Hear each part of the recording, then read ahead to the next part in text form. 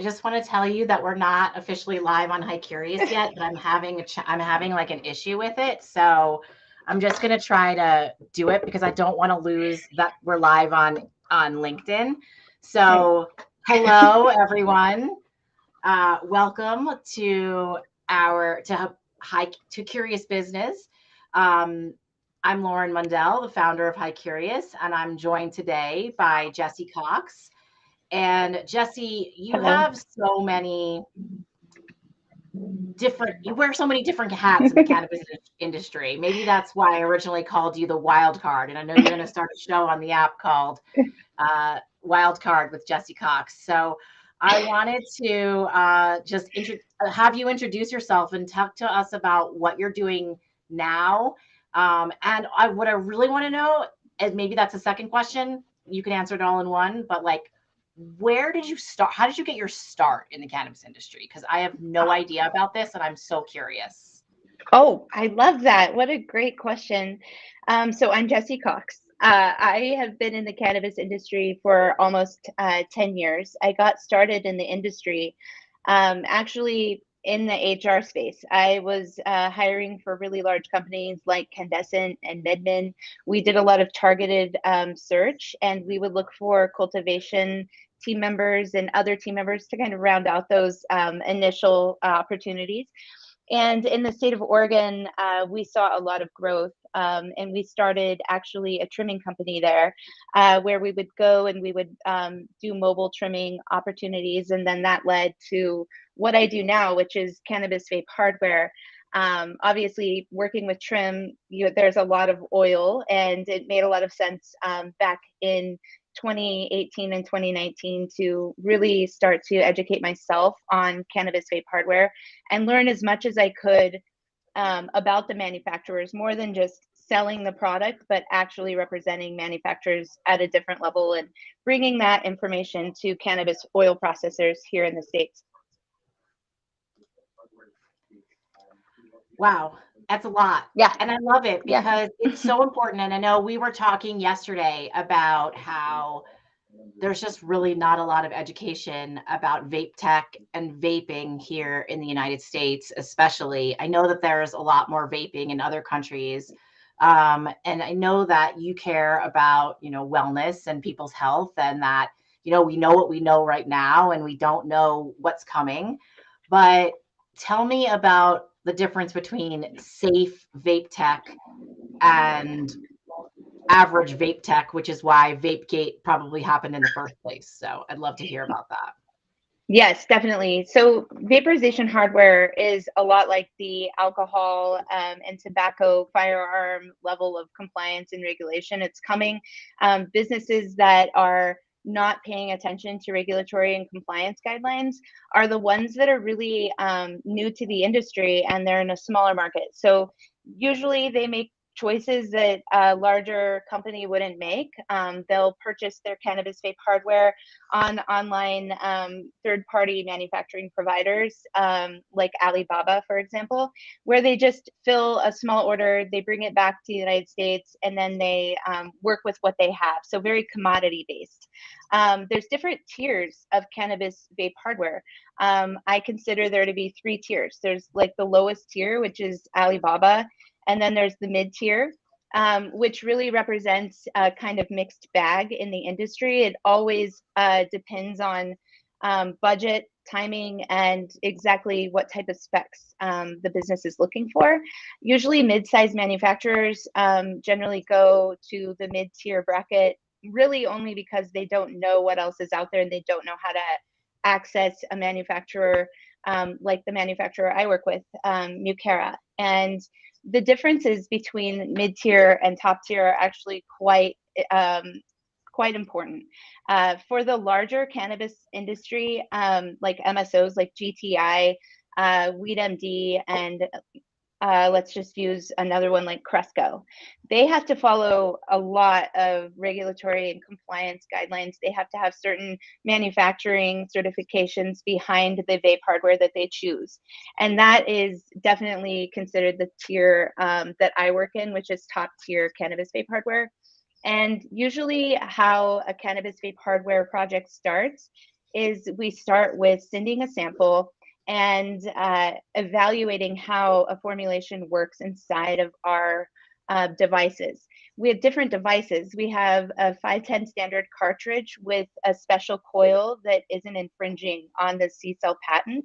It's a notch coil. So that's really part of our largest focus this year, is getting the new notch coil out to producers so they can utilize that and not have any concerns over proprietary infringement.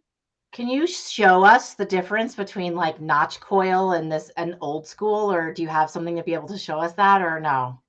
On the next show, I will have some slides prepared, but if I did that right now, you guys would see my desktop. Okay. No, because I'm really curious just about like what the difference is and why, you know, how to look for that. I think that people would want to know how to answer the question, you know. Yeah, so I can actually answer it a little bit. So the original C-cell technology is the basic standard for like a 510 cartridge, which is basically this, right? And so all of the different cartridges that you see on the market are basically the standard, very commodity based. And actually that's by intentionality, because as these manufacturers create product, the prices get a lot less because they're manufacturing more. So we want to keep it as close to the form factor as possible. But because of these new issues with C-cell, there's a large market opportunity for people to start to think about the scale of their cannabis line and the risk involved with using these infringing units, and actually scaling your company on a product that isn't in fact the actual C-cell product, can be a really big problem. The reason why some brands don't go with C-cell is because it's cost prohibitive, it's very expensive, and they go with the third-party manufacturers that make a C-cell alternative that looks a lot like it, that is infringing on the patent, and then that's what has led to all of these different lawsuits. It's really based on the economics of it, supply and demand. Yeah. I mean, so that's the difference between like a $20 vape that you buy at like the dispensary when you were like, oh, do I even have a 510 battery at home? Than a actual like piece of tech hardware that is made to vaporize specific cannabis at specific heat temperatures. Correct. Yes.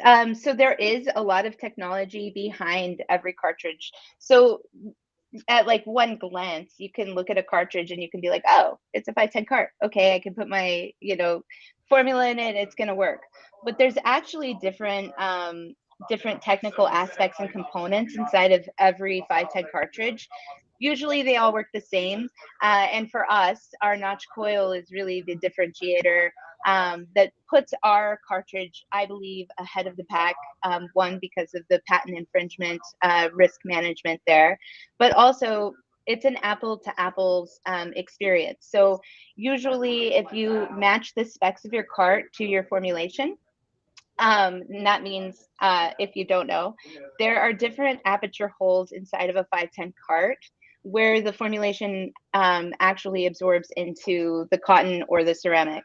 With our 510 cart, we actually have a ceramic inside of our cartridge, and you don't need to worry about that cotton issue or anything like that. Everything inside of our cartridges are actually heavy metal compliant. Anything that we use, if we have cotton in any of our devices, it's organic.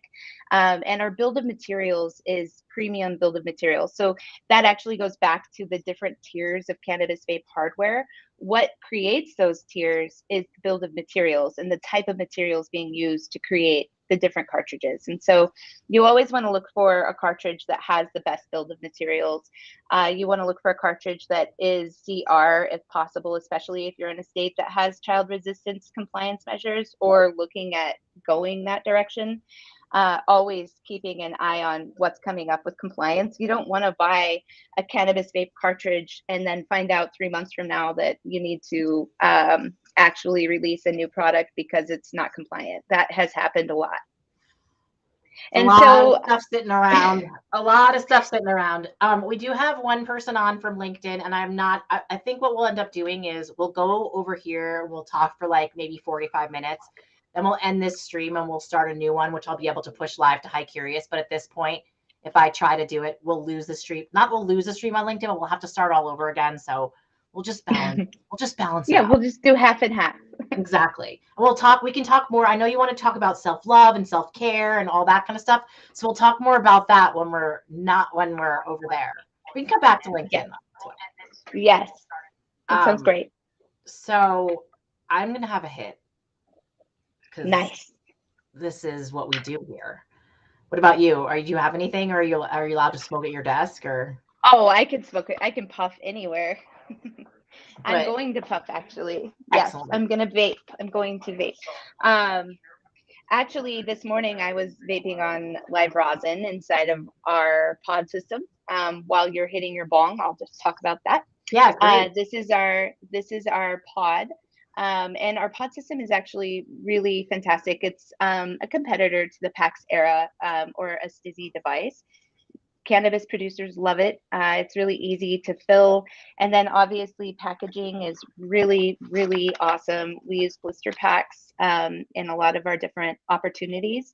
And what's great about that, it's so clean and you really have that consistency. So after you fill the pod, you actually would be placing it back into this blister pack. We just keep them in here for display. But the idea would be after a producer fills the pod with cannabis, they're able to put it into a blister pack. And then the blister pack actually can be sold in packs of 2 or 4 at the dispensary, and people are able to leave, with their medicine, which is really the most important part of, I believe, cannabis vape hardware right now, is creating things that can be insurable and measurable by physicians. And that's really where we're at. 510 cart technology, we've mastered. And now we're really working on pod system technology that can be dosage controlled and also measured in multiple ways. I'm so excited about these pods because of what you told me about how they're child resistance. Oh, Seth Ninger from your LinkedIn says we should start the self-love talk here. We are going to. We're going to come back to LinkedIn. We're just going to be not in the event that we had originally scheduled, and I wanted to make sure that the event tied with the video. Yeah. So tell us about it. Yeah. So tell us about it. Yes, so this is the pod. This one's not filled. I actually just messaged fulfillment to see if they could bring me a filled pod. So this is actually an empty pod. And what's really great about this pod system, I had it right in front of the camera. Now I'm having trouble. Okay, so what's really here. There you go. Yeah, there we go. So what's really excellent about this piece of technology is it's a multi-voltage pod system. So you can turn it on and then select your voltage. And that's really great. It also speaks to an app. So when you have it in, like if you're a soccer mom, you can lock this so your baby can't actually hit it, which is really important. It actually won't puff. And it's app controlled, app enabled. You can actually check how many puffs are left, what type of puff activity is going on, like how long the puffs are, what your average puff trot is, and then also, what type of medicine is inside of the pod, and you can track that COA and analytic as well. So amazing. Oh, it's going to be incredible. So when is this available? Is it available now? It's available now. Where? So currently we have different opportunities landing in different regional areas, actually all over the world. We have different opportunities in South America, in Europe, and in Canada, as well as the USA. We have these in market. The failure rate is non-existent. I mean, there's really no issues with it. If there are issues, we always tell the oil producers to follow the filling SOPs. We go over them together, and we also have an R&D lab here in Southern California. Actually, I'm in it right now, where we research all of the different devices and feedback from all of the oil producers that take our surveys, so we can continuously create new product iterations. Our product pipeline for upcoming products is quite innovative. It's very compelling, really focused on dosage-based application, and also providing as much consumer feedback inside of the app as possible. That's really a big focus of ours right now. Which is amazing. And obviously you're going to have a hell of a lot of data. Yes. The data is very data. compelling, right? Yes, Data the data is very compelling. It is. Yes. I mean, I think it's compelling. It's compelling to the cannabis industry, but it's also compelling in general just to understand how people are medicating, because I think that how we think people are medicating and how people are actually medicating, there's a lot of disparity there. I think that I'm interested to know that like people are medicating more than you. That would be my hypothesis would be that people are medicating more than they think they are. Oh, right. When you have your puffs tracked and it's like, remember when iPhone iOS came out with this screen time tracker, and I was genuinely shocked by how much time I spend on social media. Like I was. I was so I too. thought, whoa, that's a little bit of a problem. But now I see it, I'm like, okay, not as bad as yesterday. So I'm able to use those little bits of historical markers. And I feel like a puff, a puff application that's measuring, even like non-medicinally, like just for the rec user, if we want to use that term, because I think it's all medicinal at the end of the day, whether you accept it or not. So if someone that's just rec is, using the app, they'll be able to see, oh, wow, I hit my vape 40 times yesterday, which probably is normal for me. Like, I don't know, I probably hit my vape, I have no idea. Like if I actually calculated how many times I hit my vapes, it would probably be a shockingly high number. So I think you're right that there is a lot of like misreferenced use data out there, because people are telling their doctors that they use less than they're using. And I think having that app is going to actually help with insurability, because you don't want to prescribe someone too little. Like, what if they get halfway through the month and they're out, but their prescription's only for 2 pots? And so that user data is going to be really key for creating the right prescription plan, and providing that deliverable to all of the different physicians who are looking for different pain management, different inflammatory management, different things that actually vaporization can really help. So I have a question about it, because when I think I told you yesterday that I'm much more of a glass user now, mostly because Yes. I'm home all the time. But Yes. if I was going out, whenever I go out, or if I go on a trip, I always either take like a pen, like a PAX, or which this would replace, or a pen, or like, just a 510 cartridge. And especially if I'm going somewhere where I have to be discreet, which is, most of the time when you're out. So right. Even though I live in Colorado, and, it's still just, you just don't do it out front, out in front. Hold on. I got to close my door because my husband just came in from the subway. We got like a foot of snow. So everybody's been saying that. I had 2 calls with Colorado this morning, and everyone's like, come shovel my snow, Jessie. Yeah, but it's like, it's beautiful and fluffy and it's great. So yeah, I think we don't have that here. The pods are great. And here's my question for you. Are you guys thinking about how, because I'm like a consumerism person, like I'm always like, yeah. So are you thinking about how people will like store and keep their different medicines? So for example, like I know that when I used to use the packs a lot and I didn't have like different flower strains, I'd like to have different strains, but obviously only one device. So, but the challenge is that it's hard to keep track of all your different pods, because, and especially even if it fucking says it on it. So true. Even if it says what it is on it, when you're, 40 plus, you cannot read that letter. Okay, those letters. It's not possible. Yes. So actually, that's true. Since I turned 40, my eyesight has gotten a lot worse. Yeah. So like there was this one device, I don't know what it's called, Air something. It's very available here in Colorado, but it's not like not, you don't see it that much anymore. It was like last year and the year before, and now it's like out. Air vape, I don't know. Anyway, they had this really cool little like folio that it came in, like it came with, and then on the Something like this. side there, yes, like that, Yeah. but instead isn't of being for 510 threaded, it was for like little like pockets, you know, That's and really smart. I'm gonna that make would that. be really cool. Yeah, we got to make that. You got to make that.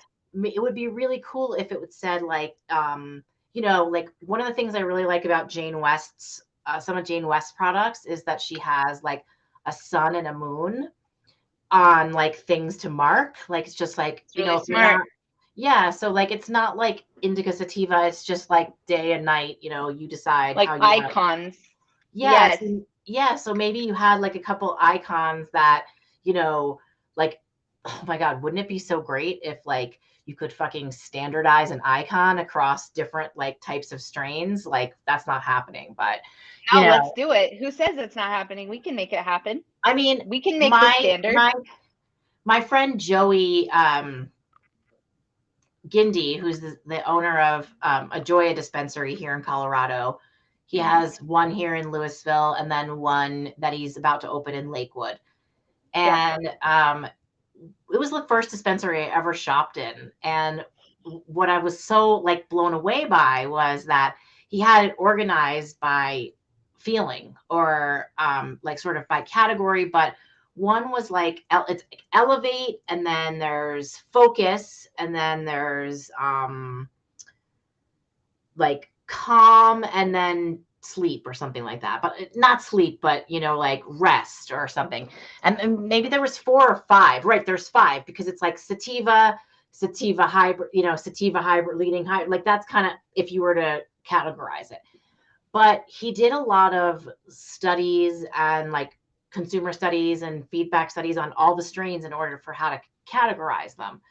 And now he like tries to keep everything in the store categorized by effect, which I think is really Functional. smart, especially for a Yeah. new user. And so I think that maybe there That's could really be, great. so like maybe there could be 5 icons, for example, Yes. right? Like I think 5 would be enough. It would be like super uplifting, super sleepy, and then like in between, right? And so almost like you could have inside the case, you know, you could have colored that matches with each one.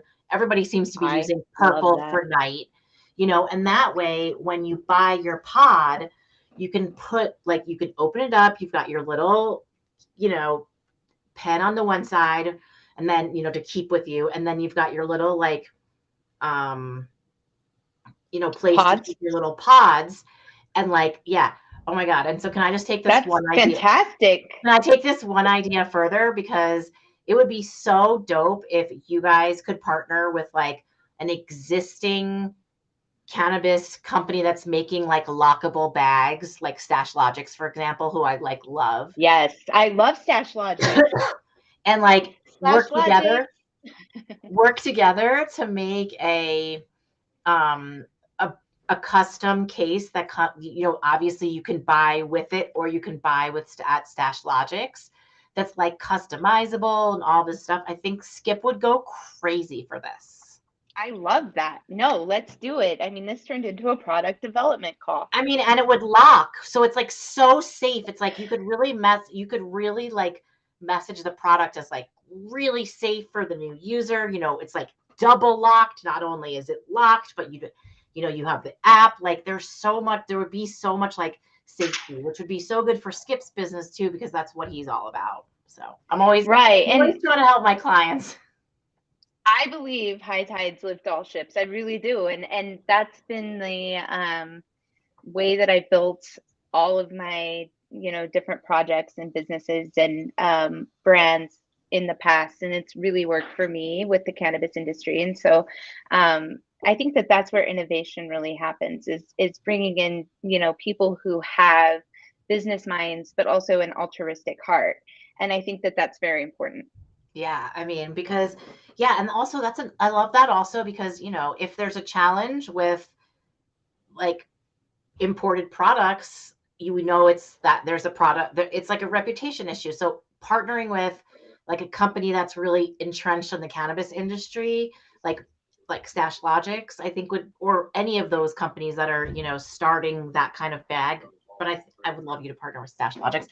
And I like, would too. you know, and then I literally just love them. yeah, I love them. They're at Champs right Yes, now. Are you going tomorrow? I'm going to Champs in the morning. I will go by and we'll hang out. Yeah, go I'll tell talk them to we were them. talking. Were their what is it? Was their ears burning because we were talking about them yesterday, and and this is the idea that we came up with together. And anyone who's watching this cannot steal our idea.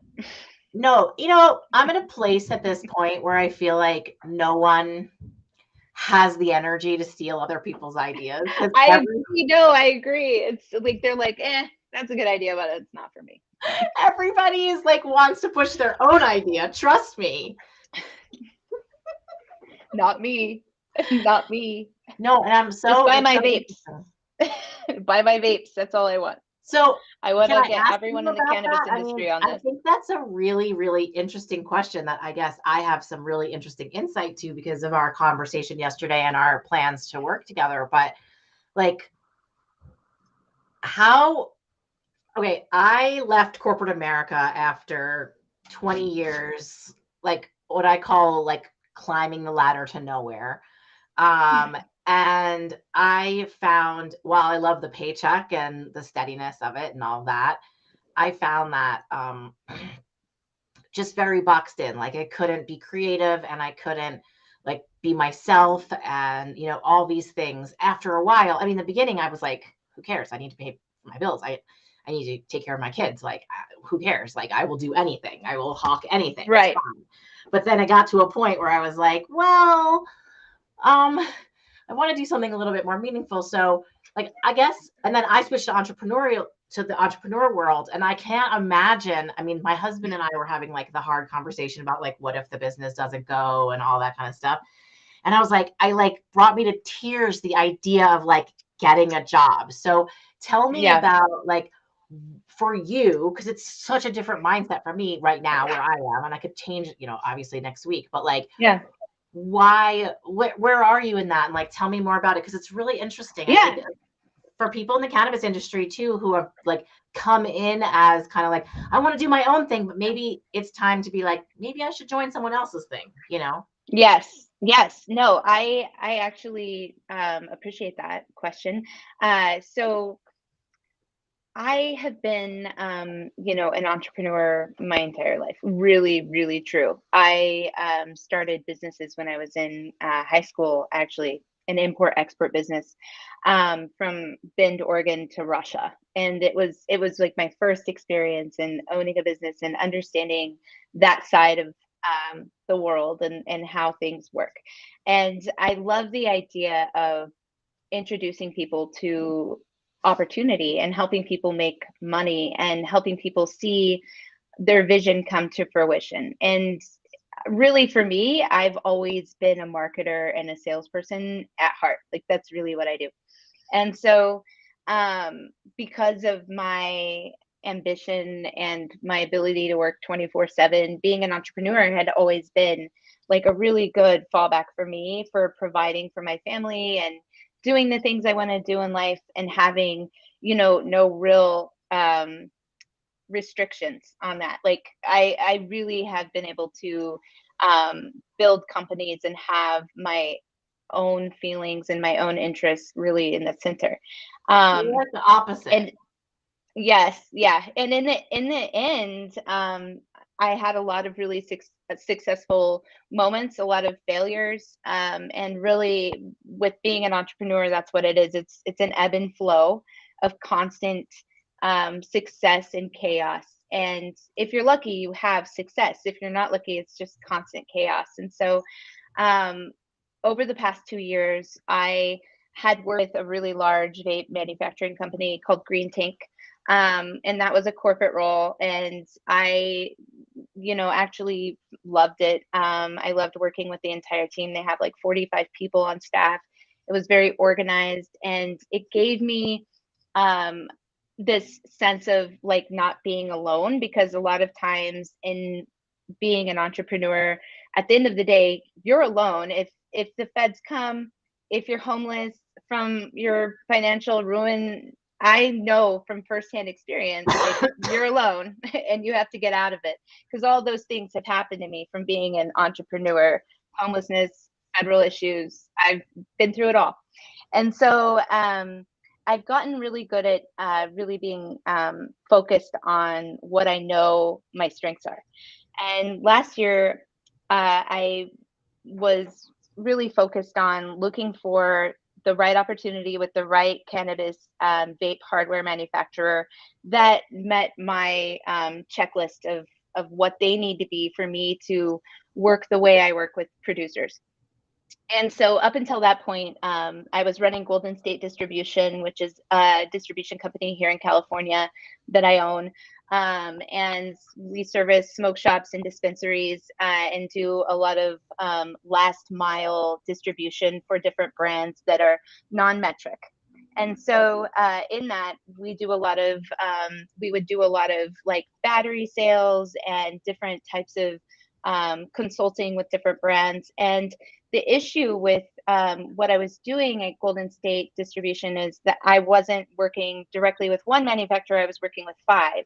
And there was just very little consistency in what I was able to offer my customers. They'd come back for a cart and it would be sold. So working with a large manufacturer, since we are the manufacturer, we don't run out. Like there's no inventory shortage. There's JIT inventory here in California. People can call me and we can service their account immediately. That's very unheard of.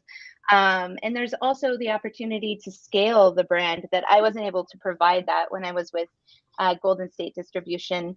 And so when I made the choice to actually come to work for Mucara Lab, I actually had been interviewing with some other really large cannabis vape hardware companies that I felt were in the same tier. And actually one of them, very, very big company. I've actually talked about them today. And they hired me.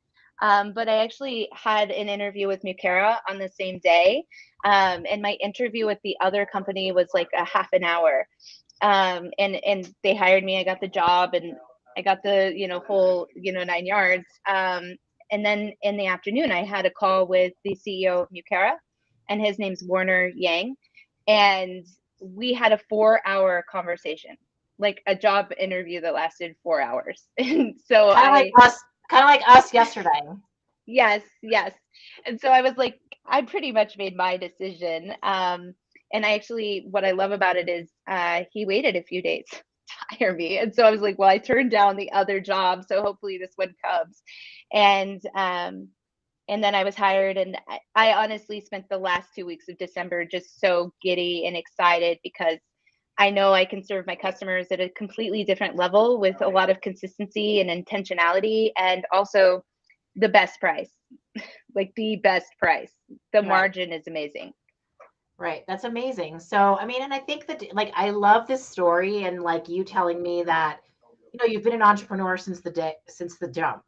For me, Yeah. I was very much of a like, let's follow the rules and like let's get a job and like let's move up the thing and then let's have babies and let's go back and like move up the thing like Yes. that pretty much. So, I had my twins in when I was 18. So that definitely set the tone for my life. Yes, you were shot out of a cannon, basically. I was, yes. I like it shows, and I love that about you. Like your hustle is mad, like mad cool. You know what I mean? You're just like always running around. I mean, you're like, I have 60 shows this year. I'm like, that makes me so tired. Like, I love a virtual environment. COVID was amazing. I was like, wow, I have so much time. Like when lockdown happened, I literally, like, I look back in my photo album of COVID and I have so many shots of my kids, like, because I actually got to see them. I love my children, but it is what it is. I know, have to girl. keep a roof over their heads. So I enjoy the time that I get with them, and I really think that for my kids, it's inspiring for them to see me, being an entrepreneur. And then I think taking a step back and addressing the elephant in the room, which is I can't do everything. Like, what am I best at? Like, what is my superpower? And really that's, sales process and getting things, pushed through to the manufacturing level. And that's something that very few people can do in the vape hardware scene. Just because it takes a long time. There's a lot of technical pieces. And let's be honest, the personalities inside of the cannabis industry, you have to be very open and extremely flexible and very not prideful, because sometimes their pride can get in the way of a really good opportunity. So I always try to measure, each relationship and address each individual need to make sure that the deal actually moves forward. And I think that that's really what I do best. Running a business and doing the entrepreneurial due diligence and having the right mix of team members, that's difficult for me from a management operations standpoint.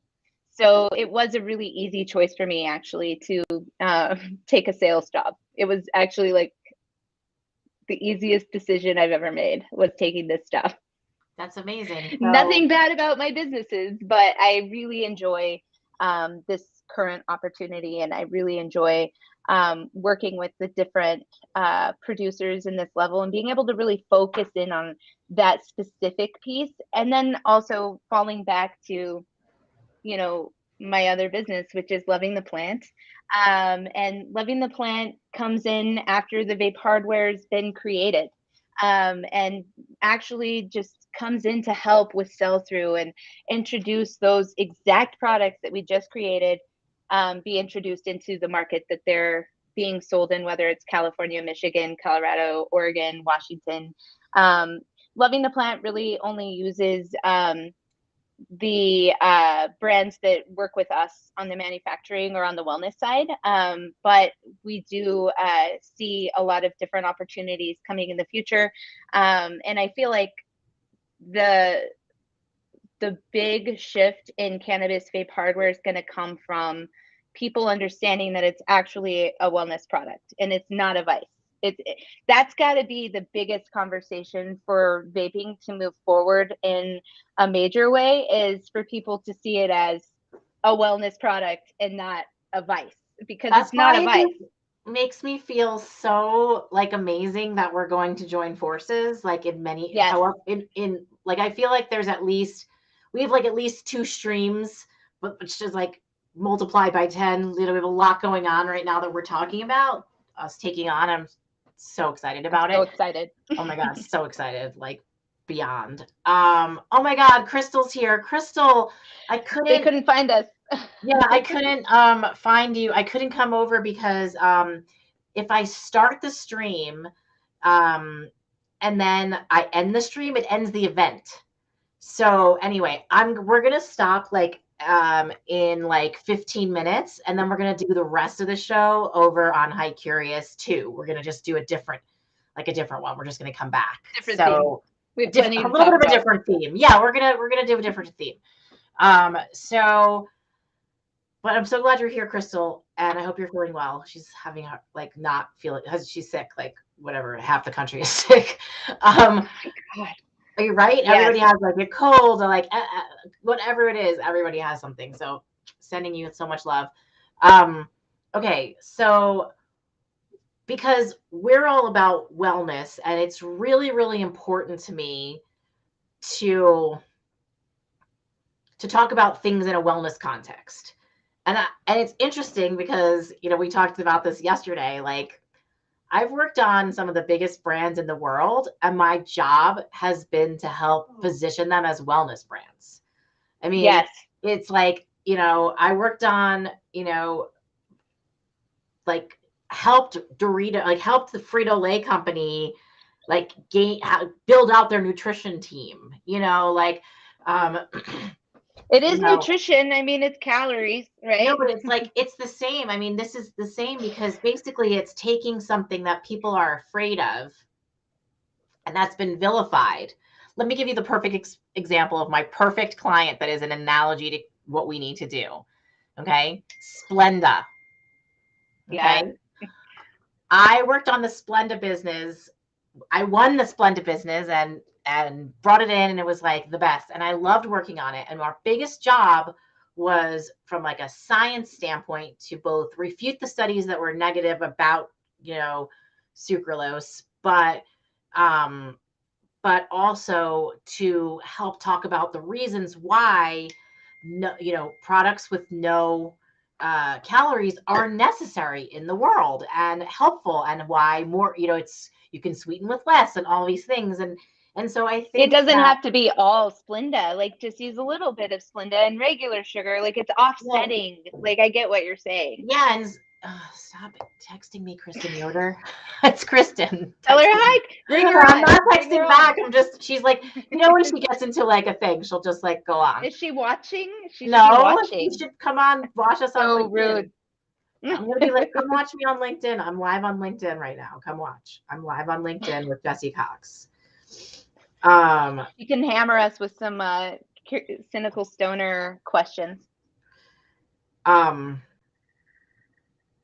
So I'm like, and stop texting. No, I'm not going to say that. All right. So I think for like High Curious can do a really good job of talking about how vaping fits into your lifestyle. Like, I think that's the most important thing, to like take the vilifying out of it and the vice out of it, is to say vaping, it's not a necessary evil. It's necessary. It is necessary. How many people start using cannabis. Many people. So if we're going to think that people are just going to hop to flower, that's not happening. Maybe it smells. I mean, I love the smell, but let's just face it. If you are at a wedding and you go smoke a bowl in your car, everyone's going to know. Like, even if you don't think you smell, you will. Like, it's as a pot smoker, I can't really tell when I smell. I can't smell it. But everyone else can. And I don't care. At this point, fuck it. I can smell however I want to smell. Yeah, I don't care. I'm JESSI COX. I smells good. Google me. I'm like rubbing weed all over me and trying to smell like it. So it's like, I'm the same. I'm like, oh, good. I smell great. So that was some really dank weed last night. We've got Sal E. Zaid, PhD, from your LinkedIn. And he said, precisely, a wellness product, marketing and direction, business plan aspect. Yes, it is. It absolutely is a wellness product. And the reason is that it helps people. It does. It does. It helps people. I remember 5 or 6 years ago when I was first really growing on LinkedIn, and I had amassed a pretty large following at the time, and it was really interactive. I miss it. Where are you guys? So anyway, I posted on LinkedIn, and I was, hey, like, come say hi again. I don't know where you all went. I'm here. Where are you? I mean, it's been a big dip. So sometimes I'll post things, and one night I posted, after a really long day at work, I like to hit my vape pen like all night long.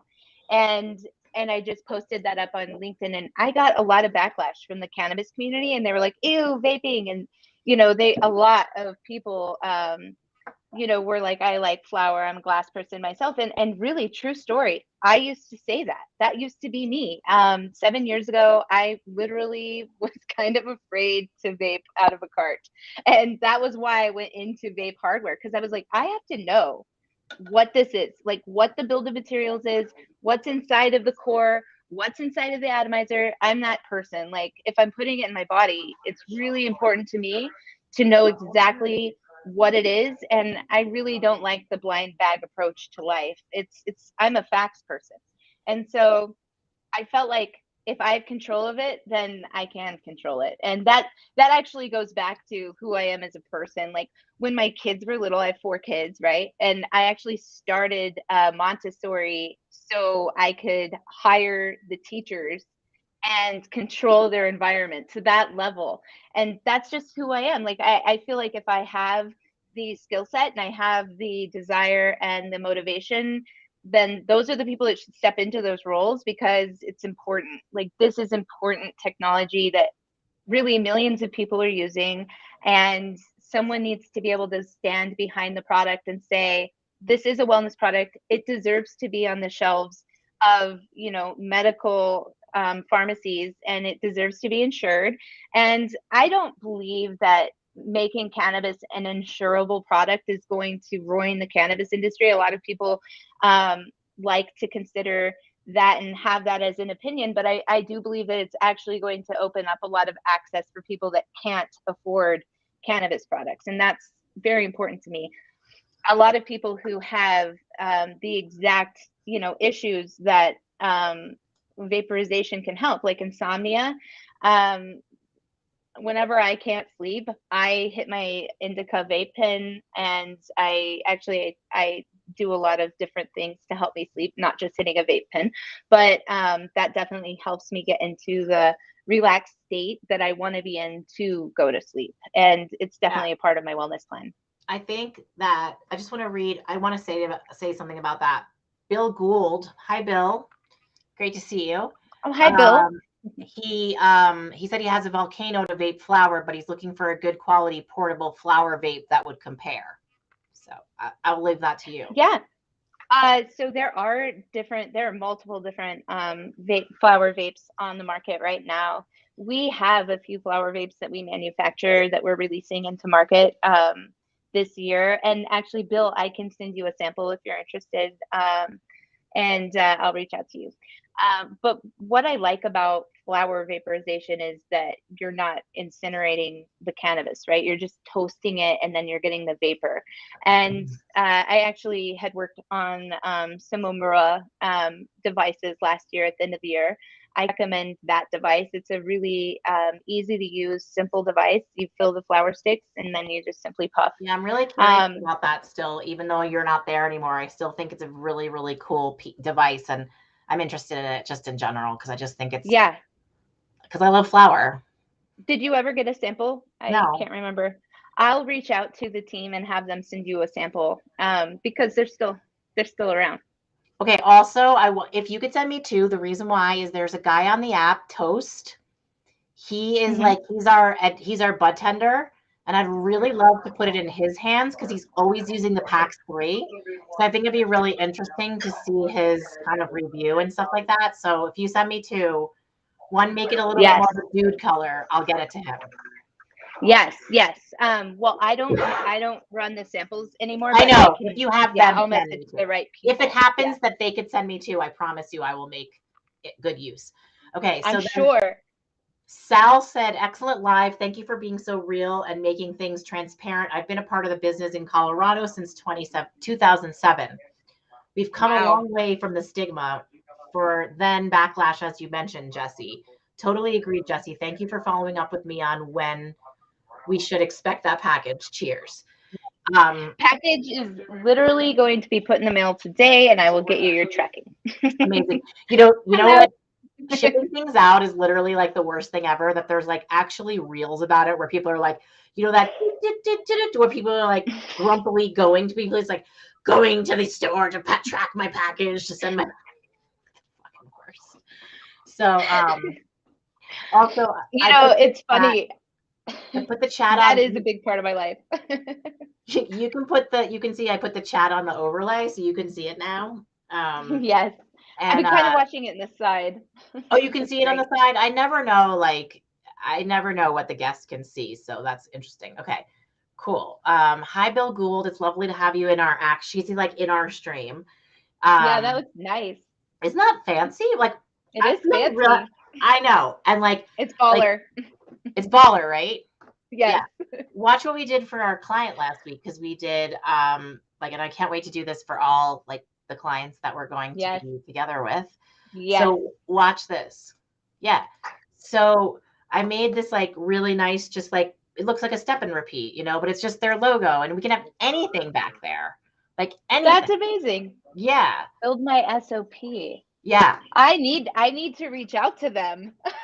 Oh my God, she's amazing. This is Katie. She's our client. You have to meet her.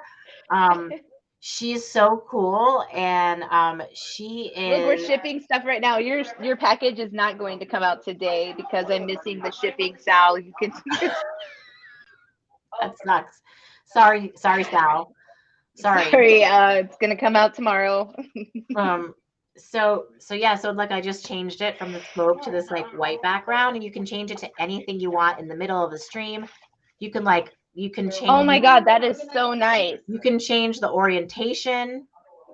Oh, Sal said, whoop whoop, thanks. Vapors been back around 2012 were huge. So many components had to plug in, replace bags, wait for temps to level. With this new tech, portable is something that we in Denver would love to see more of. Let us know. Would love to partner. Oh, I'm so there. No, I love Dr. Zaid. Because I'm so excited about your new tech too, and I'm like, I can't wait. I know you're sending me some that what I can fill myself, so I can't wait to try it here with some Colorado oil. Yes. I Oh know my God, exactly where I'm going to get this. I'm a little jealous, actually. I love Colorado formula. Formulations from Colorado are really consistent because you guys have been doing it for so long. I absolutely adore Colorado cannabis. I'm I going to have go to the so many Peaceful wonderful Choice. stories. Dr. Zaid, I don't know if you have ever been to the Peaceful Choice, but that's where I'm going to go to get the syringe to fill the Eucara device. At which one? The Peaceful Choice, it's called. Oh, Peaceful Choice. I'm going to write that down. Is that your dog?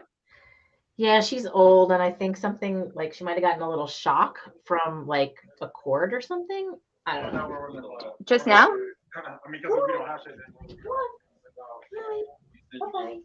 Oh my God, it's dog town. It's dog time. Like literally, my other dog just came in. Okay, goodbye.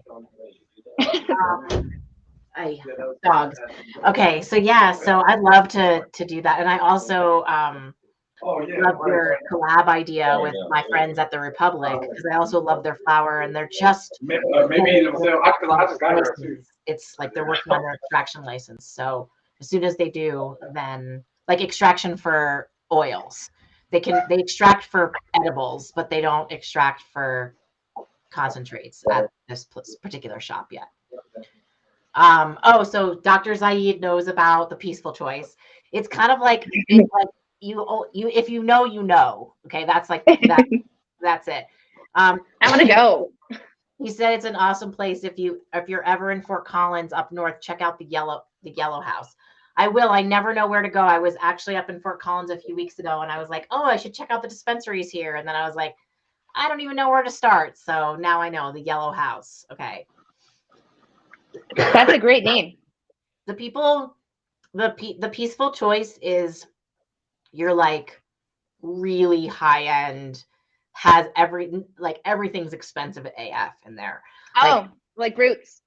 Like a $500 ounce is like a normal situation there, and that's not normal here. Like there's a brand here called grow here called Snacksland. Have you heard of Snacksland?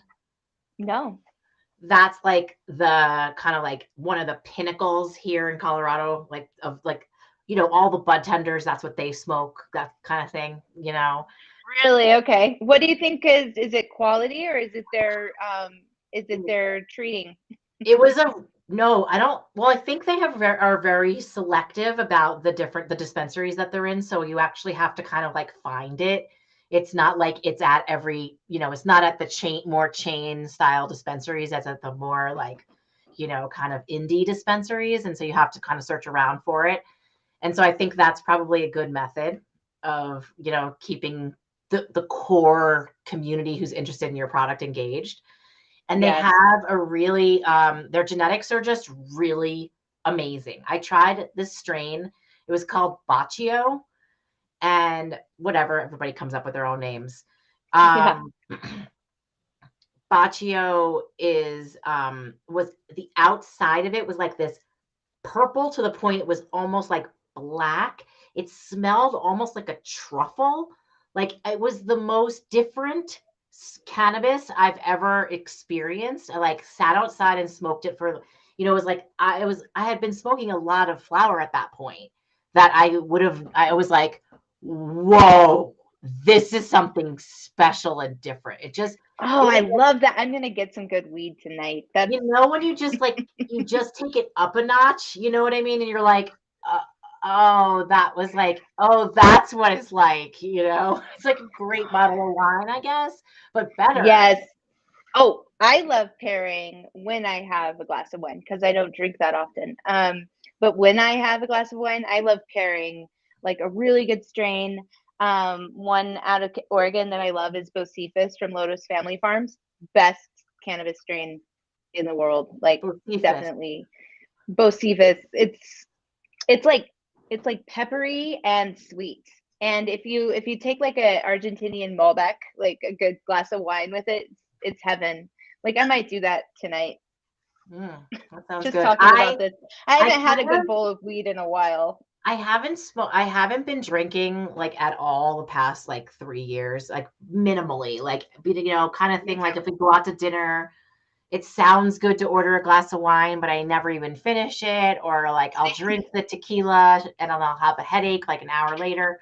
Yes. So I actually Yeah. just decided not to drink this year, which like sounds like some sort of Herculean effort, but like it's so easy for me. It's Like so easy. No, it is. It's easy. Yeah. it's so easy. Um, Dr. Saeed said, Bill Gould said, Dr. Saeed, exactly why I would like a quality portable flower vape. And Wayne Smith Jr. said, Mighty Joe cookies.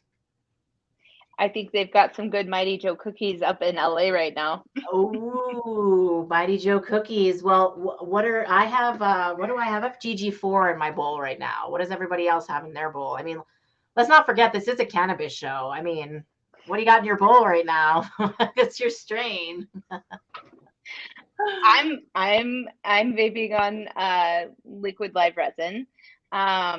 I actually don't know the brand because it's a test sample, so that's what's in mine because I'm a facts person. That's so awesome, though. Yeah. Um, Well, so how we do some of our product testing is we will actually fill the devices and not know any of the specifics, so we can give like real feedback, like, hey, this is this and this. And I think that that's really important because then you're not going to have bias on, well, I want it to be excellent. right. So so I like having like as little information as possible if I'm testing something. Yes. But otherwise, if I'm using it for my own enjoyment, then I look at all of the facts because Well, we have them. There's no reason not I to. I have this idea that I came up with Kristen about like it's called like the High Curious Joint Pack, and basically it comes with straight 5 different strains, but you don't know what they are. So like it could like basically you know that there's 5 strains in there, but you don't know which one is which, and you have to smoke each one and figure it out. And the reason why is because we just kind of have this philosophy that like nobody could probably figure it out. Like it's going to be like really hard for people to figure it out. And so also just to try to like get real about like there's this placebo effect, there's so much, and like, Yeah. I'd like to know, I'd like the reason why I want to talk about it is because I'd like to know if I could tell. Yes. No, I when I lived in Oregon, I always would be invited to judge cannabis like events, like shows, awards or whatever. And so not the evil award shows we were talking about. No. Um we won't talk about that. Cannabis flower competitions. Yes, flower competitions by real cannabis producers. And then I would come in and I'll never forget, I can't remember, I think it was the Eugene Weed Fest. I was one of the judges. And there were over 900 entries. And I had this like giant kit of samples that I had to get through in 3 weeks. And and I was moving, Fucking dream come true. and my twins were graduating high school at the time, and I was moving to my whole house, everything to Puerto Rico. Like it was on, and I had to get through the sample set. Like I had to get through my entries, and I pulled out this big like spiral notebook, And I just like would write the name of the brand, and then I would like, you know, toast the bowl, and I'd like, at first it was like super official. Like I was like way into it because, you know, like 10 in, I was like, I've got this. This is easy. By like week 3, and I was only on like sample 750 or something, I still had 300 more to sample.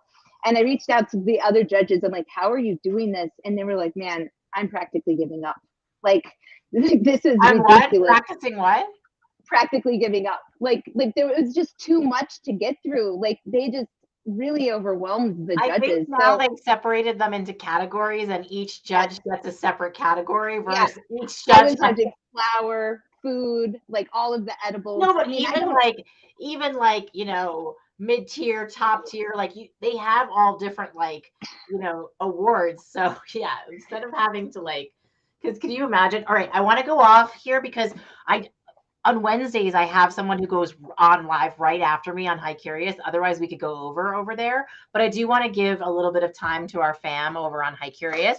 So if you are over here enjoying our conversation, please download the High Curious app and join me and Jessie over there in literally like 3 minutes. We're going to kind of shift the conversation a little bit, and we're going to talk a little bit about self-love. Something that Jessie really brought up in her Instagram this week that she wants to talk about. So I want to hear more about that. And it'll be perfect over on our private channel on High Curious, only for, you know, people who want to use cannabis as that's such a great teaser. Get to know us on a different personal level over on High Curious app. This is the professional call. Exactly. Here we're buttoned up. Over there, we're gonna go. I'm gonna be ripping bong hits. No, I'm just kidding. We're just gonna do the same thing. I'm gonna go get my dab rig. Yes. All right, guys. So join us over there. And Jessie, I'm gonna text you another link. Like I'm just gonna go in there and invite you, and then it'll be just like a minute. Okay, great. I will be looking for it. Okay. Drink you something. Guys. Drink a little water in the meantime. Yes, I will. I will. You too. All right. Okay. Bye.